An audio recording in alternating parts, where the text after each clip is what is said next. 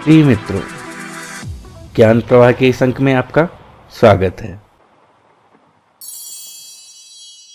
ज्ञान प्रवाह के द्वारा प्रस्तुत है अष्टमी कक्षा रुचिरा तृतीय भाग से पंचमा पाठ कंटके नैव कंटकम के तृतीय भाग में अभ्यास कार्य। आइए अभ्यास कार्य को देखते हैं। एक पदेन उत्तरम लिखत, एक पद में उत्तर लिखिए। व्याधस्य नाम किम आसीत, व्याध का नाम क्या था? उत्तर देखते हैं। आसीत कश्चित चंचलो नाम व्याध, चंचल नाम का कोई व्याध था। उत्तर क्या हो जाएगा? चंचलः। चंचलः व्याघ्रम कुत्र दृष्टवान, इसका उत्तर यहां देखते हैं। प्रातः काले यदा चंचलः वनम गतवान तदा सः दृष्टवान यत् तेन विस्तारिते जाले दौर्भाग्याद एकः व्याघ्रः बद्धः आसीत्। व्याघ्र बद्धा आसीत, व्याघ्र बंधा हुआ था। कहाँ बंधा था? जाले। चंचल ने व्याघ्र को कहाँ देखा होगा? जाल में। चंचला व्याघ्रम कुत्र दृष्टवान, जाले। अगले प्रश्न की ओर देखते हैं। कस्मै किमपि अकार्यम न भवति, किसके लिए कुछ भी कोई भी अकार्य नहीं होता है, न करने योग्य कार्य नहीं होता है। इसका उत्तर यहां देखते हैं। क्या बोल रहा है व्याघ्र? अरे मूर्ख क्षुधार्ताय किमपि अकार्यम न भवति। अरे मूर्ख, क्षुधार्थ के लिए, भूखे के लिए कुछ भी अकार्य नहीं होता है। अर्थात भूखा व्यक्ति यदि अपना पेट भरना चाहता है तो उसके लिए कोई भी कार्य अकार्य नहीं है, गलत कार्य नहीं है। तो उत्तर क्या हो जाएगा? क्षुधार्ताय। तस्मै किमपि अकार्यम न भवति, क्षुधार्ताय। बदरी गुल्मानाम पृष्ठे का नीलीना आसीत, बेर के झाड़ियों के पीछे, पीछे कौन नीलीना छिपी हुई थी? इसका उत्तर यहाँ देखिए। समीपे एका लोमशिका बदरी गुल्मा नाम पृष्ठे नीलीना एताम वार्ताम शृणोति स्म। तो कौन छिपा बदरी गुल्म के पीछे? लोमशिका। उत्तर हो जाएगा लोमशिका। इसी प्रकार अगला प्रश्न देखते हैं। सर्वः किम समीहते, सब कुछ किसमें समाहित होता है? तो उसका उत्तर भी यहीं पर था। सर्वः स्वार्थम समीहते, सब कुछ स्वार्थ में ही समाहित होता है। तो उत्तर हो जाएगा स्वार्थम। अगला प्रश्न देखते हैं। निस्सहायो व्याधः किम अयाचत। देखिए यहाँ पे व्याधः लिखा है, लेकिन प्रश्न को अगर पुस्तक में ढूंढेंगे तो निस्सहाय जो है व्याघ्र का विशेषण है, व्याध का नहीं। अतः यहाँ पे निस्सहायो व्याघ्र किम अयाचत ऐसा प्रश्न होना चाहिए। अब उत्तर देख। जाले बद्धः स व्याघ्र क्लांत सन निस्सहायो भूत्वा तत्र अपतत प्राण भिक्षाम इव च अयाचत। क्या मांग रहा है? प्राण भिक्षाम। तो उत्तर हो जाएगा प्राण भिक्षाम। अगले प्रश्न की ओर देखते हैं। पूर्ण वाक्येन उत्तर, पूर्ण वाक्य में उत्तर दीजिए। चंचलेन वने किम कृतम, चंचल के द्वारा वन में क्या किया गया? अब यहाँ इसका उत्तर ये देखते हैं। क्या बोल रहा है? एकदा सह वने जालम विस्तीर्य गृहम आगतवान, एक बार सह चंचल के द्वारा वन में जाल को विस्तारित किया गया, फैलाया गया। उत्तर क्या हो जाएगा? चंचलेन वने जालम विस्तारित। व्याघ्र से पिपाशा कथम शांता अभवत, व्याघ्र की पिपाशा प्यास कथम किस प्रकार से शांता शांत अभवत हुई, व्याघ्र की पिपासा कैसे शांत हुई?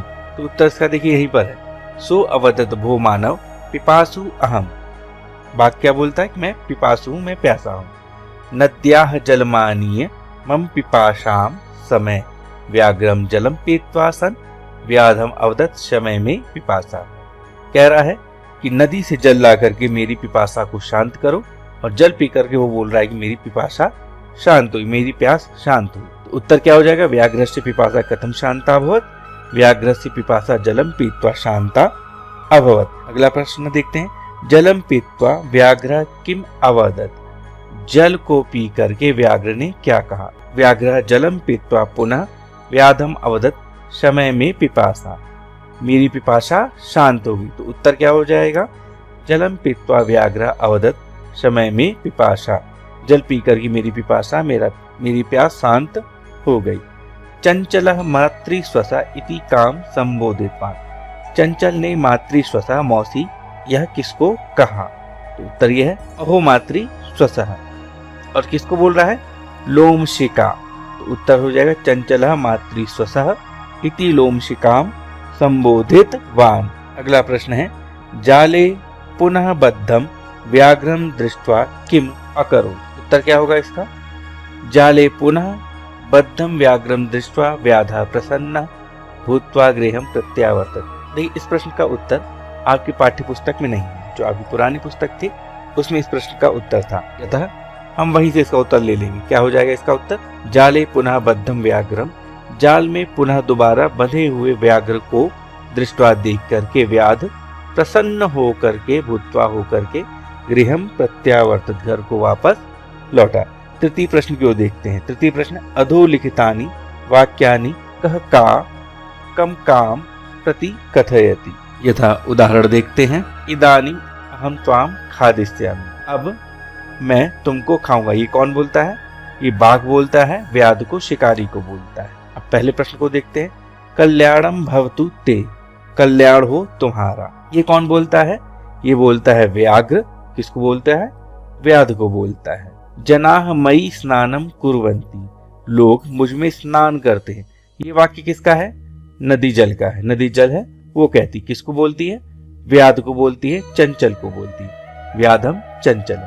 अहम त्वत्कृते धर्मम आचरितवान त्वया मिथ्या भणितम, मैंने तुम्हारे लिए धर्म का आचरण किया और तुम्हारे द्वारा झूठ बोला गया। ये वाक्य कौन बोलता है? ये बोलता है व्याधः, चंचल बोलता है। और किसको बोलता है? व्याघ्र को बोलता है व्याघ्रम। यत्र कुत्रापि छेदनम कुर्वन्ति, ये वाक्य कौन बोलता है? वृक्षः, ये वृक्ष बोलता है। किसको बोलता है? व्याधम। चंचलम प्रति संप्रति पुनः पुनः कूर्दनम कृत्वा दर्शय, संप्रति अब पुनः पुनः बार बार कूद करके दिखाओ। ये वाक्य कौन बोलता है? ये बोलती है लोमशिका। किसको बोलती है? व्याघ्र के प्रति बोलती है, व्याघ्रम प्रति।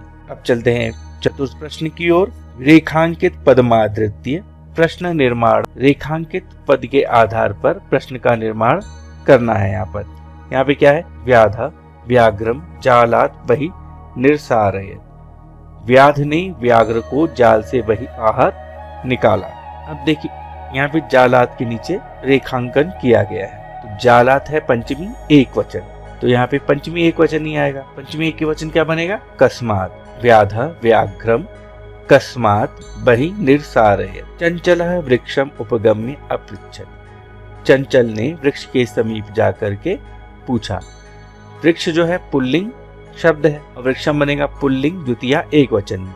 वृक्षः वृक्षौ वृक्षाः, वृक्षम वृक्षौ वृक्षान्। अब यहाँ पे किम शब्द का द्वितीया एक वचन पुल्लिंग में क्या आएगा? बताइए। बिल्कुल सही, कम आएगा। चंचलः कम उपगम्य अपृच्छत्। अगला है व्याघ्र लोम शिकायै निखिलाम कथाम न्यवेदयत्, व्याघ्र ने लोम शिका के लिए निखिलाम पूरी कथा को निवेदन किया, कहानी को सुनाया। अब लोम शिका जो है स्त्रीलिंग है और लोम शिकाई कहाँ बनेगा? बिल्कुल सही, बालिका यही जहाँ बनता है वहीं बनेगा। चतुर्थी एक वचन, स्त्रीलिंग चतुर्थी एक वचन, किम शब्द का क्या बनेगा? कस्यै, व्याघ्र कस्यै निखिलाम कथाम न्यवेदयत्। मानव वृक्षाणाम छायायाम विरमन्ति, मानव वृक्ष की छाया में विश्राम करते हैं, रुकते हैं। अब वृक्षाणाम जो है पुल्लिंग षष्ठी बहुवचन का रूप है, तो किम शब्द का पुल्लिंग षष्ठी बहुवचन क्या बनेगा? बिल्कुल सही, केशाम। मानवाः केशाम छायायाम विरमन्ति, व्याघ्रः नद्याः जलेन व्याधस्य पिपासाम अशमयत्, व्याघ्र ने नदी के जल के द्वारा व्याध की शिकारी की पिपासा का समन किया। देखिए, कथा के अनुसार शिकारी चंचल ने व्याध ने जल ला करके व्याघ्र की बाघ की पिपासा का, उसकी प्यास का शमन किया था, उसकी प्यास को बुझाया था। जबकि यहाँ पे जो वाक्यार्थ है वो इसके विपरीत हो रहा है। यहाँ पे कह रहा है कि बाघ जो है वो शिकारी की पिपासा का शमन कर रहा है। लेकिन इस विषय को हम यहाँ पे छोड़ते हैं और वाक्य के अनुसार ही हम इसको प्रश्नवाचक वाक्य में बदलने का प्रयास करते हैं। नद्याः के नीचे रेखांकन है। नद्याः स्त्रीलिंग नदी शब्द के षष्ठी एक वचन का रूप है। तो अब षष्ठी एक वचन में किम शब्द का स्त्रीलिंग में क्या रूप बनेगा?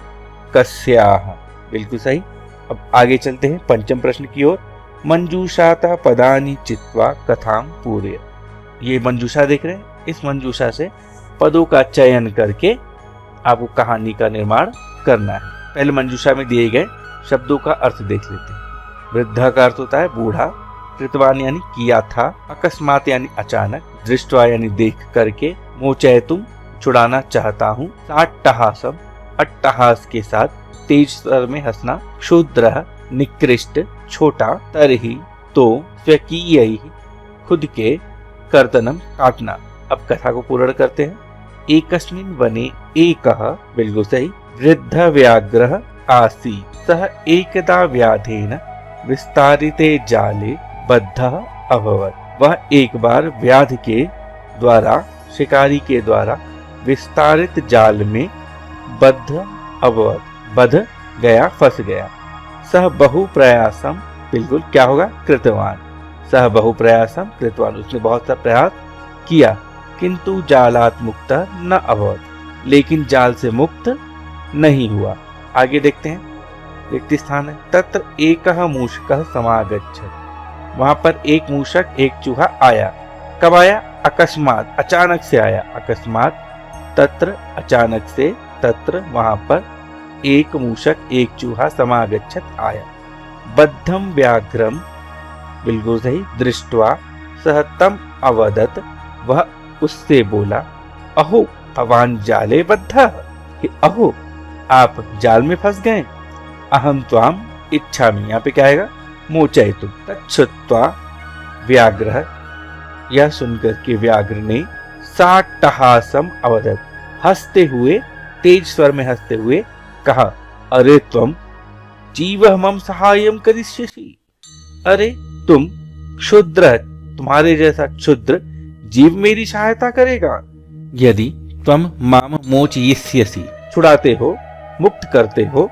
अब देखिए यहाँ पे, देखिए यहाँ यदि आता है ना, वहां पे तरी स्वयं आ जाता है, तरी अहम त्वाम न हनस्यामि, यदि तुम मुझे मुक्त करते हो तो मैं तुम्हारा हनन नहीं करूंगा, मैं तुम्हारी हत्या नहीं करूंगा।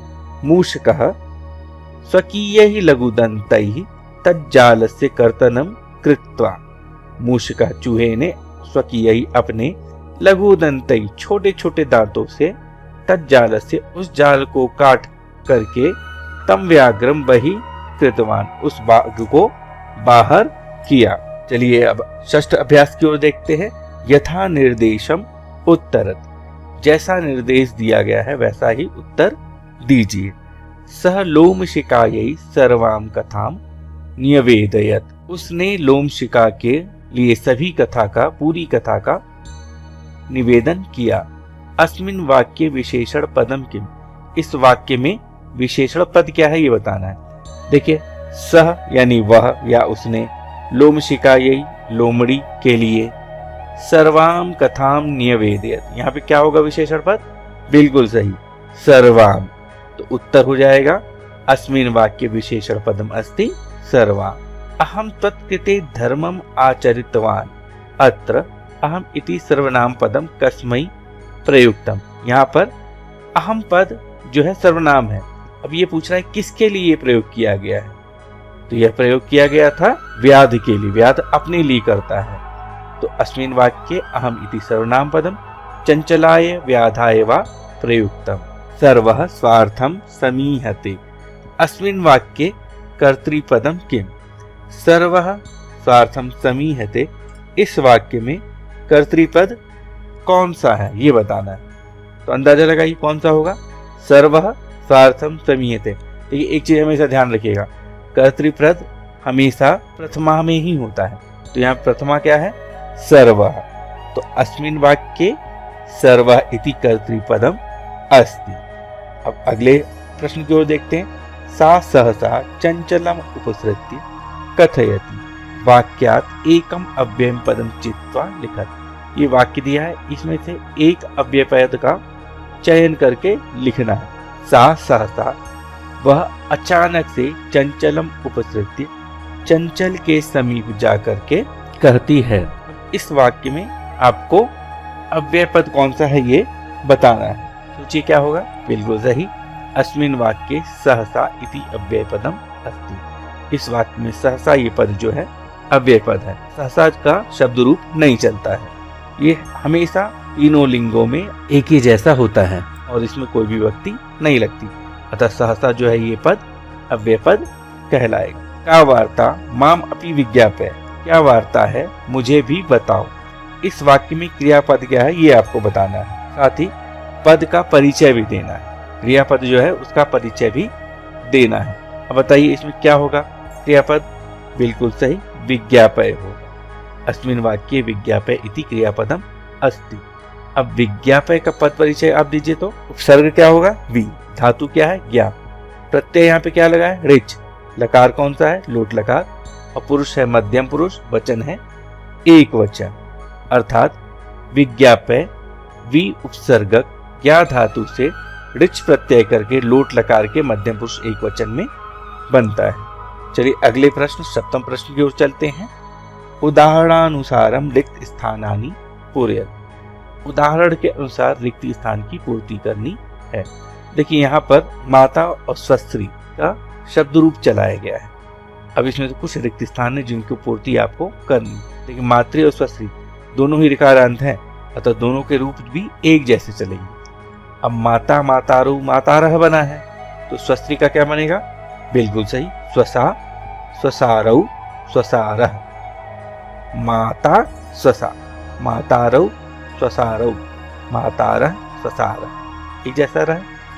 अब अगला है मातृ का तृतीया में क्या रूप चला है? मात्रा मातृभ्याम मातृभी। स्वस्त्री का तृतीया में क्या चलेगा? बिल्कुल स्वस्त्रा स्वस्त्रिभ्याम और स्वस्त्रिभी। इसी प्रकार स्वस्त्री का सप्तमी एक वचन में स्वसरी, द्विवचन में स्वस्त्रोह और बहुवचन में स्वस्त्रशु बना है, तो मातृ का क्या बनेगा? मातरी मात्रोह मातृषु। अब स्वस्त्री का बना है षष्ठी एक वचन, स्वस्रुह, द्विवचन स्वस्त्रोह, बहुवचन स्वस्त्रीणाम, तो मातृ का षष्ठी एक वचन क्या बनेगा? बिल्कुल सही, मातुः मात्रोह मातृणाम। अब अगले अभ्यास को चलते हैं। धातु प्रत्ययम च लिखत। धातु और प्रत्यय लिखना है। यहाँ पे कुछ पद दिए गए हैं, उनके धातु और प्रत्यय आपको लिखने हैं। यथा गंतुम, गंतुम में गम धातु तुमुन प्रत्यय है। द्रष्टुम में कौन सा प्रत्यय होगा? देखिए जहां भी तुम आ जाए ना वहां पे आप खुद से तुमुन लगा दीजिए, तो द्रष्टुम में धातु क्या है? दृश धातु, और प्रत्यय हो जाएगा तुमुन। अब इसी प्रकार जहां भी आप अड़ियम या नियम देख रहे हैं अंत में, वहां पे अनियर प्रत्यय लगा देते हैं, तो कर्णीय में धातु क्या हो जाएगा? क्री, और प्रत्यय हो जाएगा अनियर। पातुम, देखिए यहाँ पे भी देखिए गंतुम द्रष्टुम पातुम, पा हो गया धातु, तो प्रत्यय क्या हो जाएगा? बिल्कुल सही, तुमुन प्रत्यय हो जाएगा। खादी तुम, देखिए यहाँ पे भी तुम आ गया, तो कौन सा प्रत्यय हो जाएगा? सोच लीजिए, धातु तो यहाँ पे खाद है, प्रत्यय क्या होगा? तुमुन। कृत्वा, देखिए जहां भी त्वा देख रहे हैं ना वहां पे त्वा प्रत्यय कर देते हैं। कृत्वा में धातु हो जाएगा क्री और प्रत्यय हो जाएगा त्वा। धन्यवाद। आशा है कि यह अभ्यासकार आपके लिए उपयोगी सिद्ध होगा। अगले अंक में पुनः मिलेंगे। नमो नमः। पुनर्मिलामः।